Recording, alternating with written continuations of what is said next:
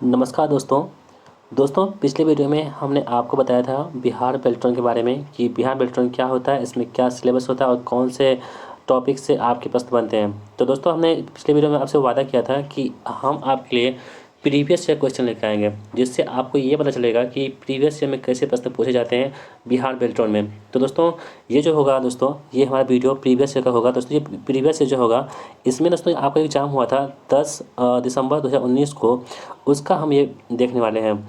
दोस्तों इसका पीडीएफ भी आपको मिलेगा। यदि आप चाहते हैं इसका पीडीएफ लेना तो हमारे टेलीग्राम चैनल से जुड़ जाइएगा। टेलीग्राम चैनल का लिंक दोस्तों हमने इसी वीडियो के जो डिस्क्रिप्शन बॉक्स होती है वहाँ पे हमने प्रोवाइड कर दी है। आप वहाँ पे जो क्लिक करके टेलीग्राम चैनल को ज्वाइन कर लीजिएगा और जो है आपको इसकी पीडीएफ वहाँ पे मिल जाएगी। तो दोस्तों विदाउट वेस्टिंग ऑफ टाइम आज की इस इंपॉर्टेंट वीडियो को शुरू करते हैं। चलिए देखिए दोस्तों, आपके सामने में आज का दोस्तों हम आपको दिखा रहे हैं ये जो एग्ज़ाम हुआ था दोस्तों, ये आपका यहाँ पे देख सकते हैं। किसी एक बच्चे का हमने लिया है यहाँ से। देखिए ये आपका पाटलिपुत्रा में हुआ था, ये 10 दिसंबर 2019 को एग्ज़ाम हुआ था। फर्स्ट टाइम ये 9 से 10 के बीच में हुआ था। डाटा एंट्री ऑपरेटर है, उन्होंने 16 मार्क्स गेन किए हैं। ठीक है, तो आप इस वीडियो को देखिए और आप ये समझिए कि आपके कितने प्रश्न इसमें से आ रहे हैं। ठीक है, तो पहला प्रश्न जो आपको दोस्तों पूछा गया था, यहाँ पे लिखा है कि एक वर्कशीट सेल में प्रतिशत को 3 दशमलव अंकों के साथ प्रदर्शित करने के लिए फॉर्मेट किया जाता है। यदि उस सेल में इनपुट मान 123.4567 है तो प्रदर्शित मान कितना होगा। ठीक है, तो दोस्तों ये जो प्रश्न होते हैं वर्कशीट का, यानी कि एक्सेल का प्रश्न होता है। ठीक है, तो एक्सेल का प्रश्न को सॉल्व करने के लिए दोस्तों क्या होता है, आपको फॉर्मूला की भी ज़रूरत पड़ती है। तो हम जो आपको वीडियो लाएंगे दोस्तों, उसमें आपको हम सबसे पहले थ्योरी बताएंगे, उसके बाद आपको ये प्रश्न समझ में आएगा। तो फिलहाल इसका राइट आंसर क्या होगा, 123.4567 इसका राइट आंसर हो जाएगा। ठीक है, तो ऑप्शन नंबर सी क्या होगा यहाँ पर राइट आंसर है। ठीक है, नेक्स्ट क्वेश्चन पूछा गया था दोस्तों कि वर्ड से, ये दोस्तों यहाँ से आपका एमएस वर्ड से आपको प्रश्न पूछा गया था कि एमएस वर्ड में डैश दबाकर स्पेलिंग और ग्रामर की जांच शुरू की जाती है। तो दोस्तों एमएस वर्ड जब हम यूज करते हैं तो एमएस वर्ड में क्या ऐसा चीज़ हम दबाएंगे, ठीक है, जो उससे क्या होगी, स्पेलिंग और ग्रामर जो एरर होती है, स्पेलिंग की एरर होती है, उसको हम ठीक कर पाएंगे, जाँच शुरू कर पाएंगे। तो दोस्तों वो क्या होता है F7। दोस्तों एमएस जो वर्ड होते हैं जब उसे ओपन कीजिएगा तो कीवर्ड में F7 डालिएगा, फंक्शन की 7 को, तो आपका क्या होगा, स्पेलिंग और एरर जो है उसकी जांच शुरू हो जाएगी। ठीक है, नेक्स्ट क्वेश्चन दोस्तों पूछा गया था आपसे, कह रहे कि एम एक्स एक्सल 2016 में एक प्रोडक्ट वर्कशीट पर निम्नलिखित में से कौन सा ऑपरेशन किया जा सकता है। तो दोस्तों एम एक्स 2016 की बात की जा रही है, तो एम एक्स एक्सल, तो दोस्तों एक्सल जो है ना आपके लिए बहुत इंपॉर्टेंट है। एम एक्स एक्सल हो गया, एम एस वर्ड हो गया और पावर पॉइंट हो गया, ये तीनों से आपके एग्जाम में बहुत ज़्यादा प्रश्न पूछे जाते हैं। तो पहले हम इसी टॉपिक को कवर करेंगे। यहाँ पे कह रहा है कि एम एक्स एक्सल 2016 में एक प्रोडक्ट वर्कशीट पर निम्नलिखित में से कौन सा ऑपरेशन किया जा सकता है। तो दोस्तों वो ऑपरेशन जो है वो वर्कशीट डिलीट करना। दोस्तों वर्कशीट डिलीट करना जो है एम एक्स एक्सल 2016 में ये काम किया जा सकता है। तो ऑप्शन में क्या होगा, डी यहाँ पे राइट आंसर हो जाएगा। ठीक है, नेक्स्ट क्वेश्चन दोस्तों यहाँ पे पूछा गया था,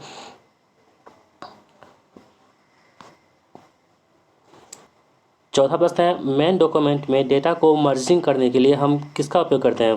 दोस्तों मेन डॉक्यूमेंट में डेटा को जब मर्ज करते हैं, यानी कि एक दूसरे से जोड़ते हैं, तो मर्ज करने के लिए किसका इस्तेमाल करते हैं, तो डाटा सोर्स का इस्तेमाल करते हैं। ठीक है, तो डाटा सोर्स क्या होगा, इस प्रश्न का राइट आंसर हो जाएगा। ठीक है, नेक्स्ट क्वेश्चन देखिए दोस्तों, यहाँ पे कह रहा है कि एम एक्स 2016 में उपलब्ध अधिकतम रो पंक्तियाँ की संख्या कितनी होती है। तो दोस्तों एम एक्स एक्सल 2016 की बात की जा रही है यहाँ पे, तो अधिकतम जो पंक्तियाँ हैं इसकी संख्या कितनी होती है। तो एम एक्स एक्सल 2016 में जो अधिकतम रो की संख्या होती है वो कितनी थी, तो 10,48,576 थी। ठीक है, इस बात को आप याद रखिएगा। ऑप्शन में क्या होगा, डी यहाँ पे राइट आंसर हो जाएगा। ठीक है, नेक्स्ट क्वेश्चन देखिए दोस्तों, क्या है कि एम एक्स एक्सल 2016 में रिव्यू मेन्यू के अंतर्गत ट्रैक चेंजेस में सिर्फ डैश विकल्प होते हैं। दोस्तों एम एक्स एक्सल 2016 की बात की जा रही है, तो रिव्यू में जो मेन्यू होती है, यानी कि हम कोई भी चीज़ करते हैं तो रिव्यू देखने के लिए जिसका इस्तेमाल करते हैं, तो वो मेन्यू जो होता है उसके अंतर्गत ट्रैक चेंजेस में सिर्फ क्या होते हैं, दो विकल्प होते हैं। क्या होते हैं, 1.1 या 2 विकल्प होते हैं। ठीक है, तो इसे आप याद रखिएगा। तो क्या होगा, ऑप्शन में क्या होगा, ए यहाँ पे राइट आंसर हो जाएगा। ठीक है, अगला क्वेश्चन देखिए दोस्तों, कह रहा है कि निम्नलिखित में से विषम की पहचान कीजिए। कह रहा है कि C++, बूट स्ट्रैप और जावा और पाइथन। तो दोस्तों आप सबको पता है कि जो C++ होती है, ठीक है, C++ हो गया और जावा हो गया और पाइथन हो गया, तो ये तीनों क्या होते हैं, कंप्यूटर का लैंग्वेज होता है, जबकि बूट स्ट्रैप जो होता है कंप्यूटर का लैंग्वेज नहीं होता है। इसलिए यहाँ पे क्या होगा, विकल्प नंबर 2 जो है इस प्रश्न का राइट आंसर हो जाएगा, क्योंकि ये इसमें विषम है, यानी कि ऑड मैन आउट है, यानी कि वो संबंधित नहीं है। ठीक है, नेक्स्ट क्वेश्चन देखिए दोस्तों, यहाँ पे आपसे पूछा गया था, अगला प्रश्न हमारा है कि DLL का पूर्ण रूप क्या होता है। तो दोस्तों DLL जो है ना, इसका पूर्ण रूप जो होता है हमारा वो होता है डायनेमिक लिंक लाइब्रेरी। क्या होता है? डायनेमिक लिंक लाइब्रेरी जो होता है वो DLL का फुल फॉर्म होता है, इसे आप याद रखिएगा। नेक्स्ट क्वेश्चन देखिए दोस्तों, क्या पूछा गया था कि निम्नलिखित में से विषम का चयन कीजिए। ठीक है, तो इंकजेट, लेजर, डॉट मैट्रिक्स और टच स्क्रीन। तो दोस्तों ये सभी जो है ना, इंकजेट हो गया, लेजर हो गया, डॉट मैट्रिक्स हो गया, ये सभी सॉफ्टवेयर होते हैं, लेकिन टच स्क्रीन जो होते हैं सॉफ्टवेयर नहीं होते हैं। तो ऑप्शन में क्या होगा? डी यहाँ पर राइट आंसर हो जाएगा। ठीक है, अगला क्वेश्चन देखिए दोस्तों, कह रहा है कि निम्नलिखित विकल्पों में से विषम का चयन कीजिए। एरियल, इटैलिक, बोल्ड और अंडरलाइन। तो दोस्तों आपने फ़ॉन्ट का नाम सुना होगा, ये सब फ़ॉन्ट होते हैं। ठीक है, एरियल हो गया, फ़ॉन्ट की जो डिज़ाइन होती है वो होती है इटैलिक होती है, बोल्ड होती है और अंडरलाइन होती है, जबकि एरियल जो दोस्तों ये फ़ॉन्ट का डिज़ाइन नहीं है। तो ऑप्शन में क्या होगा? ए यहाँ पर राइट आंसर हो जाएगा। ठीक है, अगला क्वेश्चन देखिए दोस्तों, कह रहा है कि MS वर्ड में गटर मार्जिन शब्द डैश इंगित करता है। तो MS वर्ड में जो गटर मार्जिन शब्द होता है वो बाइंडिंग साइड में मार्जिन को जोड़ने का काम करता है। ठीक है, तो ऑप्शन में क्या होगा? ए यहाँ पे बिल्कुल सही जवाब हो जाएगा। ठीक है, नेक्स्ट क्वेश्चन देखिए दोस्तों, क्या है? नेक्स्ट क्वेश्चन हमारा है कि निम्नलिखित में से कौन सा MS पॉइंट 2016 में अमान्य यानी कि अनवैलिड व्यू विकल्प है। तो दोस्तों MS पॉइंट 2016 की बात करिए, MS पावर पॉइंट 2016 की बात की जा रही है, उसमें जो अमान्य यानी कि इनवैलिड व्यू है, विकल्प है, वो कौन सा है? देखिए स्लाइड सॉर्टर है, उसमें रीडिंग व्यू है, नॉर्मल भी है, लेकिन पेज दोस्तों इसमें नहीं है। तो ये क्या होगा? हमारे प्रश्न का राइट आंसर होगा, क्योंकि ये अलग इससे हो जाता है। ठीक है, नेक्स्ट क्वेश्चन देखिए दोस्तों, क्या है कि इंस्ट्रक्शन निर्देश डिकोडर का डैश एक हिस्सा है। तो दोस्तों इंस्ट्रक्शन जो है निर्देश डिकोडर का क्या है? एक CPU का हिस्सा है। किसका? CPU का। दोस्तों आप सबको पता है CPU क्या होती है? सेंट्रल प्रोसेसिंग यूनिट होती है, यानी कि जो मस्तिष्क का होता है, मतलब माइंड, यानी कि आप कह सकते हैं ब्रेन ऑफ कंप्यूटर। इससे क्या बोलते हैं? CPU को ब्रेन ऑफ कंप्यूटर के नाम से भी हम लोग जानते हैं। यहाँ पर ऑप्शन क्या? बी यहाँ पर राइट आंसर हो जाएगा। ठीक है, अगला प्रश्न दोस्तों कह रहा है कि निम्नलिखित प्रत्येक स्लाइड को अलग अलग समय पर प्रस्तुत करने के लिए किसका इस्तेमाल करते हैं। तो प्रत्येक स्लाइड को अलग अलग समय पर प्रस्तुत करने के लिए हम लोग स्लाइड ट्रांजिशन बटन का प्रयोग करते हैं। ठीक है, option number 4 right answer. Next question हमारा है कि MS एक्सेल 2016 में कस्टम सेटअप को छोड़कर मार्जिन सेटअप यानी कि पेज लेआउट मेन्यू के अंतर्गत के लिए 3 विकल्प प्रदान करता है, उसकी पहचान कीजिए। दोस्तों उसका नाम क्या है? नॉर्मल, वाइड और नैरो। ये क्या होती है? इसका विकल्प में इसका राइट आंसर हो जाएगा। ठीक है, नेक्स्ट क्वेश्चन हमारा होगा,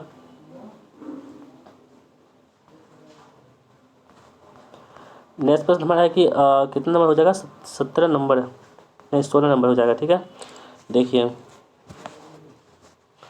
16वां प्रश्न हमारा क्या है दोस्तों कि नया समय और दिनांक निर्धारित करने के लिए आप किसका इस्तेमाल करते हैं। तो नया समय और दिनांक निर्धारित करने के लिए आप डैश का उपयोग करते हैं, तो वो हम लोग करते हैं कंट्रोल पैनल का इस्तेमाल करते हैं। ठीक है, तो ऑप्शन में क्या होगा? 3 यहाँ पे राइट आंसर हो जाएगा। ठीक है, अगला क्वेश्चन हमारा है प्रॉक्सी सर्वर निम्नलिखित में से कौन सी सेवा प्रदान नहीं करता है।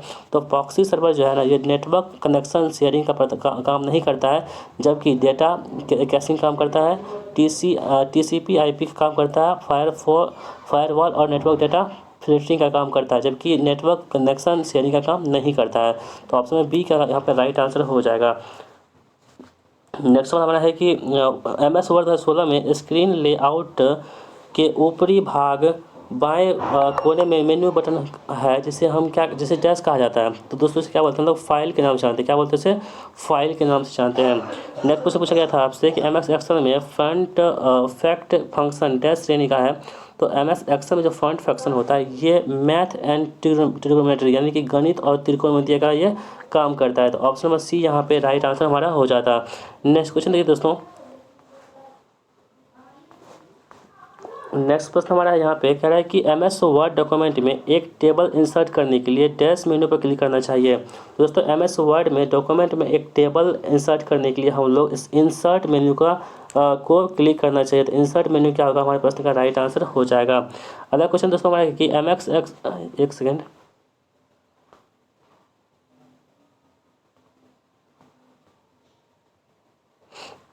तो अगला प्रश्न हमारा है कि MS एक्सेल 2016 में वर्कशीट की संरचना की सुरक्षा के लिए टैब पर क्लिक करने के बाद प्रतिशत क्या करने के बाद फॉर्म विकल्प क्या आता है? तो क्या होता है? रिव्यू विकल्प आता है। क्या होता है? रिव्यू विकल्प आता है। ठीक है, नेक्स्ट क्वेश्चन देखिए दोस्तों, यहाँ पे क्या आता है कि MS एक्सेल में आपके द्वारा ले जाने वाले खोले और काम किए गए मौजूदा वर्कशीट में किए गए परिवर्तनों को सेव करने के लिए निम्नलिखित में से कौन सा विकल्प सही नहीं है? तो दोस्तों वो कौन सा होगा?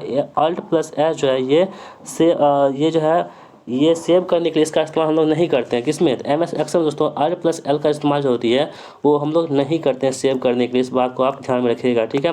तो ऑप्शन में क्या होगा? ए यहाँ पे राइट आंसर हो जाएगा, क्योंकि यहाँ पे पूछा जाता है कौन सा इस्तेमाल नहीं करते हैं, ठीक है। नेक्स्ट क्वेश्चन दोस्तों क्या है कि MS वर्ड डॉक्यूमेंट में संपूर्ण टेक्स्ट और इमेज को चयन करने के लिए डैश का इस्तेमाल करते हैं। तो दोस्तों इसका इस्तेमाल करते हैं Ctrl+A का इस्तेमाल करते हैं। यानी कि MS वर्ड में जो है ना संपूर्ण टेक्स्ट और इमेज को हम चयन करना चाहते हैं तो किसका इस्तेमाल करेंगे? हम लोग Ctrl+A का इस्तेमाल करेंगे। नेक्स्ट हमारा दोस्तों होगा, कह रहा है कि प्रश्न संख्या कितना हो जाएगा? 24। देखिए, MS वर्ड 2016 में फाइल को पासवर्ड सुरक्षित करने के लिए किस डैश पर क्लिक करना चाहिए? तो MS वर्ड 2016 में फाइल को पासवर्ड सुरक्षित करने के लिए हम लोग फाइल मेन्यू का इस्तेमाल करना चाहिए, ठीक है। ऑप्शन नंबर 4 क्या होगा? यहाँ पे राइट आंसर हो जाएगा। अगला प्रश्न हमारा है कि MS एक्सेल 2016 में प्रोडक्ट या अनप्रोडक्ट विकल्प के डैश मेन्यू के अंतर्गत उपलब्ध होता है, तो वो रिव्यू मेन्यू के अंतर्गत क्या होती है? उपलब्ध होती है। अगला प्रश्न हमारा होगा, MS एक्सेल 2016 में के स्मार्ट आर्ट के अंतर्गत पिरामिड एक विकल्प होता है। कितने प्रकार के पिरामिड्स उपलब्ध होते हैं? तो वो एक प्रकार की जो क्या होती है? पिरामिड उपलब्ध होती है, ठीक है। यानी एक प्रकार की 4.1 प्रकार की, तो आप इसे ध्यान में रखिएगा। एक प्रकार की, ठीक है, एक प्रकार की, यहाँ पे 4 जो है नहीं है, एक प्रकार की हो जाएगी, ठीक है। अगला दोस्तों हमारा है कि MS एक्सेल में कंजुगेटिव रो के कई सूत्रों को दूसरी जगह मल्टीपल रो में कॉपी करने के लिए किसका इस्तेमाल करते हैं? वो हम लोग करते हैं किसका इस्तेमाल? आप यहाँ पे देख सकते हैं, आंसर इधर होगा। करते हैं वांछित रो का चयन करें और Ctrl+C के बाद Ctrl भी दबाएं, इसका इस्तेमाल हम लोग करते हैं। अगला क्वेश्चन हमारा है कि विंडोज XP होम वर्जन संस्करण के लिए निम्नलिखित में से कौन सी सुविधा उपलब्ध नहीं होती है? वो उपलब्ध कौन सी नहीं होती है? Automatic software installation and maintenance का इस्तेमाल हम लोग नहीं करते हैं, ठीक है। इसे आप याद रखिएगा। अगला क्वेश्चन हमारा पूछा गया था कि MS पावर पॉइंट में स्लाइड शो व्यू में अगली स्लाइड पर जाने के लिए किसका इस्तेमाल करते हैं? तो MS पावर पॉइंट में स्लाइड शो व्यू में अगली स्लाइड पर जाने के लिए हम लोग राइट एरो की जो होती है, राइट एरो की, उसका इस्तेमाल करते हैं हम लोग अगले मतलब स्लाइड में जाने के लिए, ठीक है। अगला प्रश्न हमारा दोस्तों पूछा गया था कि हार्डवेयर डिवाइस को डैश के माध्यम से जोड़ा जा सकता है। तो हार्डवेयर डिवाइस को हम लोग अब कंट्रोल पैनल के माध्यम से क्या करते हैं? हम लोग जोड़ सकते हैं, ठीक है। नेक्स्ट क्वेश्चन हमारा दोस्तों, किसी प्रस्तुति में सभी स्लाइड्स के लिए एक ही स्थिति में अपने आप प्रदर्शित होने वाले ऑर्गेनाइजेशन संगठन का लोगो प्राप्त करने के लिए लोगों को डैश में डालना चाहिए। तो दोस्तों लोगों को जो है ना कहाँ पर डालना चाहिए आपको पूछा जा रहा है, तो उसे हम क्या करते हैं? उसे हम लोग स्लाइड मास्टर में डालना चाहिए, ठीक है। इसे आप यहाँ पर देख सकते हैं। अगला प्रश्न पूछा गया था आपसे कि MS वर्ड में राइट मार्जिन को अनदेखा करते हुए जब आप एक लंबे शब्द को लगातार टाइप करते रहते हैं तो क्या होता है? तो तब क्या होता है कि 2 शब्द फिट नहीं होता है, वो अपने आप अगली पंक्ति में चला जाता है, ठीक है। इसे आप याद रखिएगा। अगला क्वेश्चन हमारा है कि डैश MS पावर पॉइंट में डिफ़ॉल्ट पेज ओरिएंटेशन है। तो दोस्तों जो लैंडस्केप होती है, लैंडस्केप जो होती है MS पावर पॉइंट में डिफ़ॉल्ट जो होता है पेज और जो ओरिएंटेशन होता है वो होता है कौन सा? लैंडस्केप मोड में होता है, ठीक है। यहाँ पे क्या होगा? ऑप्शन नंबर ए यहाँ पे राइट आंसर हो जाएगा। अगला प्रश्न हमारा है कि MS एक्सेल वर्कशीट में फ़ॉन्ट आकार ड्रॉप डाउन सूची के लिए किस अधिकतम फ़ॉन्ट साइज़ का चयन करना चाहिए? तो अधिकतम 72 जो है ना 72 फ़ॉन्ट साइज़ का इस्तेमाल करना चाहिए। किसमें? MS एक्सेल वर्कशीट में। अगला क्वेश्चन आया कि टेक्स्ट के लिए निम्नलिखित में से कौन सा सेल फॉर्मेटिंग विकल्प MS एक्सेल में उपलब्ध नहीं है? तो कौन सा सेल उपलब्ध नहीं है ये आपसे पूछा जा रहा है। तो देखिए यहाँ पे क्या होगा? ऑप्शन नंबर आपका यहाँ पे ऑप्शन देख लीजिए, इसमें आंसर होगा कि एक सेकेंड, स्लाइड स्टॉलेटेड एंड इटैलिक हो जाएगा। कौन सा? इसका इस्तेमाल नहीं करना चाहिए, ठीक है। अगला क्वेश्चन हमारा है कि मेमोरी डिवाइसेस को जोड़ने के लिए आमतौर पर निम्नलिखित में से किस बस का इस्तेमाल करते हैं? तो हम लोग PCI का इस्तेमाल करते हैं। किसका? PCI का इस्तेमाल करते हैं। अगला प्रश्न पूछा गया था कि MS वर्ड में चयनित टेक्स्ट में सभी फॉर्मेटिंग को साफ करने के लिए किसका इस्तेमाल करते हैं? तो Ctrl+S का इस्तेमाल करते हैं सभी फॉर्मेटों को डिलीट करने के लिए या साफ करने के लिए बोल सकते हैं। अगला प्रश्न आपको पूछा गया था कि कर्नल डैश है। दोस्तों कर्नल क्या होता है ना? ऑपरेटिंग सिस्टम का मध्य भाग को क्या बोलते हैं हम लोग? कर्नल के नाम जानते हैं, ठीक है। तो तो ऑपरेटिंग सिस्टम के जो मध्य भाग होते हैं उसे क्या बोलते हैं हम लोग, कर्नल के नाम से जानते हैं। अगला प्रश्न पूछा गया था आपसे कि USB 2.0 के डैश के उच्चतम अंतरण दर को सपोर्ट करता है। तो USB 2.0 जो है 480 मेगाबाइट पर सेकेंड के अंतरण को क्या करता है, सपोर्ट करता है। दोस्तों अगला प्रश्न हमारा है कि सेल साइज के अंतर्गत एक रो को फॉर्मेटिंग करते समय रो हाइट के अलावा MS एक्सेल 2016 में निम्नलिखित में से कौन सा विकल्प भी उपलब्ध होता है। तो वो होता है ऑटो फिट रो हाइट का इस्तेमाल हम लोग कर सकते हैं। अगला क्वेश्चन हमारा है दोस्तों कि फाइल ऑर्गेनाइजेशन डैश से संबंधित है। तो फाइल ऑर्गेनाइजेशन जो है ये हमको रिकॉर्ड्स की लॉजिकल स्ट्रक्चर यानी कि तार्किक संरचना से संबंधित है। ठीक है, ऑप्शन में क्या होगा, बी यहाँ पे राइट आंसर हो जाएगा। अगला क्वेश्चन हमारा है दोस्तों कि www मार्जिंग के लिए डैश प्रोटोकॉल का उपयोग करता है। तो www मार्जिंग के लिए हम लोग HTTP hyper text transfer protocol का इस्तेमाल करते हैं। तो ऑप्शन में क्या होगा, बी हमारे पास यहाँ पर राइट आंसर हो जाएगा। अगला प्रश्न दोस्तों हमारा है कि MS एक्सेल 2016 में MS 2016 में होम मेन्यू के अंतर्गत नंबर समूह में अनुपलब्ध विकल्प कौन सा है। तो विकल्प जो होता है हमारा वो होता है कौन सा, आपको हम दिखा दें। ऑप्शन नंबर यहाँ देखिए, वो होता है कौन सा दोस्तों, वो होता है डेसिमल पॉइंट स्टाइल। क्या होता है, डेसिमल पॉइंट स्टाइल होता है। अगला प्रश्न हमारा है दोस्तों कि मेल मर्ज में सिलेक्ट स्टार्टिंग डॉक्यूमेंट में 3 ऑप्शन आते हैं, उनकी पहचान कीजिए।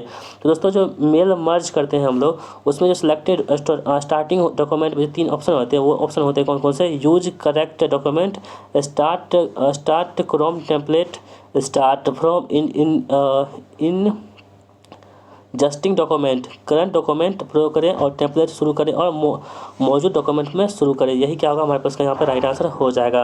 अगला प्रश्न दोस्तों पूछा गया था आपसे, एक सेकेंड, निम्नलिखित में से कौन सा MS एक्सेल 2016 में स्मार्ट आर्ट के अंतर्गत एक वैलिड साइकिल विकल्प नहीं है। तो दोस्तों वो कौन सा होगा, ब्रेक साइकिल जो है एक वैलिड साइकिल जो है वो विकल्प नहीं है। ठीक है, अगला क्वेश्चन हमारा होगा निम्नलिखित में से यदि हम निम्नलिखित सूची का चयन करते हैं और एक स्मूथ लाइन सरलेखा स्कैटर चार्ट बनाते हैं तो एक्सेल शीट में वक्र का आकार क्या होगा। तो दोस्तों जब इस प्रकार हम बनाएंगे तो वक्र का जो आकार होगा वो क्या होगा, एक परवलय आकार होगा। ठीक है, ऑप्शन में क्या होगा, बी यहाँ पे राइट आंसर हमारा हो जाएगा।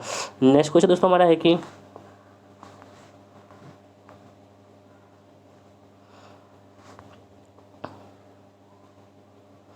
कह रहा है कि एक कंपाइलर आमतौर पर डैश पेजेज का उपयोग सोर्स फाइल को मशीन कोड में बदलने के लिए करता है। तो दोस्तों वो क्या होता है, 6 का इस्तेमाल करता है। किसका, 6 का इस्तेमाल करता है।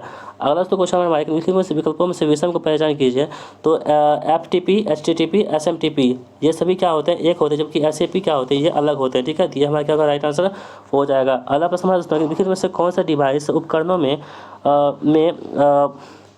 क्या बोलते हैं यहाँ से मेकिंग परचेज उद्देश्य के लिए अधिकतम उपयोग किया जाता है। तो दोस्तों क्या होता है, जॉयस्टिक का अधिकतम इस्तेमाल हम लोग करते हैं। ठीक है, अगला प्रश्न दोस्तों क्या है कि टेलीफोन लाइन का उपयोग करके इंटरनेट कनेक्शन के लिए आपको डैश की आवश्यकता होती है। दोस्तों हमें क्या होती है, मोडम की आवश्यकता होती है। किसकी होती है, मोडम की आवश्यकता होती है। अगला प्रश्न हमारा दोस्तों यहाँ पे पूछा गया था आपसे कि MS एक्सेल वर्कशीट में सेल के बाहर एक टेक्स्ट ओवरफ्लो इश्यू को डैश के विकल्प के साथ प्रतिबंधित किया जाता है। तो दोस्तों इसे क्या करते हैं हम लोग, टेक्स्ट रैपिंग के द्वारा क्या करते हैं, प्रतिबंधित करते हैं।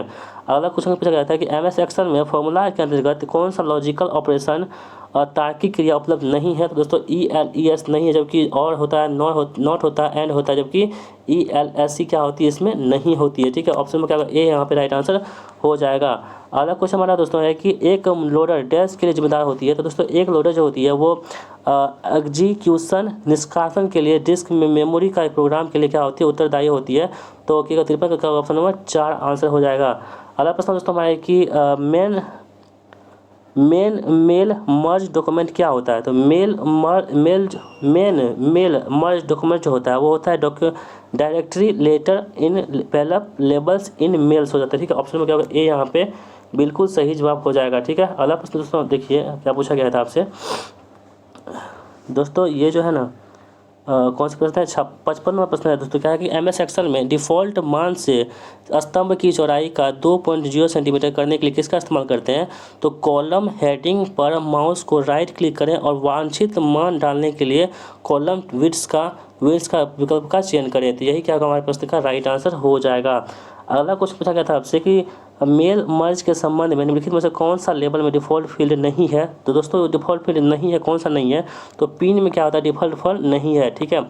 अगला क्वेश्चन हमारा है कि MS वर्ड शुरू करने के लिए निम्नलिखित में से कौन सी विधि वैध विधि है? तो दोस्तों वो विधि कौन सी है? तो डेस्कटॉप पर MS वर्ड आइकॉन पर डबल क्लिक करें, यही क्या होती है? वैध विधि होती है। अगला प्रश्न हमारा दोस्तों है कि 202.121.75.96 या एक टेस्ट IP एड्रेस है। दोस्तों ये क्लास 6 का क्या है? एक IP एड्रेस है। 59 दोस्तों क्वेश्चन पूछा गया था आपसे, एक सेकेंड, प्रश्न संख्या 59 और इसके बाद 60। 59 दोस्तों पूछा गया था कि निम्नलिखित में से कौन सा मेल मर्ज एक असामान्य डेटा स्रोत है? तो होता है पावर पॉइंट जो है एक असामान्य डेटा स्रोत है, ठीक है। अगला क्वेश्चन हमारा रहेगा MS एक्सेल स्क्रीन पर वर्कशीट का नाम कहाँ प्रदर्शित होते हैं? दोस्तों MS एक्सेल स्क्रीन पर वर्कशीट का नाम प्रदर्शित होते हैं, वो होते हैं बॉटम लेफ्ट यानी नीचे बाएं की ओर जो होती है ये प्रदर्शित होती है। तो दोस्तों इस प्रकार हमने आपके लिए जो टोटल आपको 7 प्रश्न पूछे गए थे उन सभी प्रश्नों को हमने कवर कर दिया है आपको इस वीडियो में। और दोस्तों इसके बाद जो हमारा जो वीडियो आएगा वो आपको थ्योरी बेसिस पे आएगा, या आप यूँ कहें तो ऑब्जेक्टिव टाइप का हम लाएंगे। दोस्तों आप जिस टाइप से चाहिएगा वैसा हम आपको वीडियो प्रोवाइड करेंगे। तो अपना राय भी हमें कमेंट बॉक्स में बता सकते हैं कि आपको किस तरह से जो है ना तैयारी करनी है और किस टाइप से आपको क्वेश्चंस करने हैं। तो आई होप दोस्तों आपकी वीडियो पसंद आई होगी। वीडियो दोस्तों आपको पसंद आती है वीडियो को लाइक कर दीजिएगा और इस वीडियो को अपने दोस्तों में शेयर जरूर कीजिएगा। और हाँ दोस्तों, यदि आप चैनल पर नए आते हैं तो चैनल को सब्सक्राइब जरूर कर लीजिएगा। और थैंक यू सर दोस्तों, मिलते हैं नेक्स्ट वीडियो में, तब तक के लिए जय हिंद, वंदे मातरम।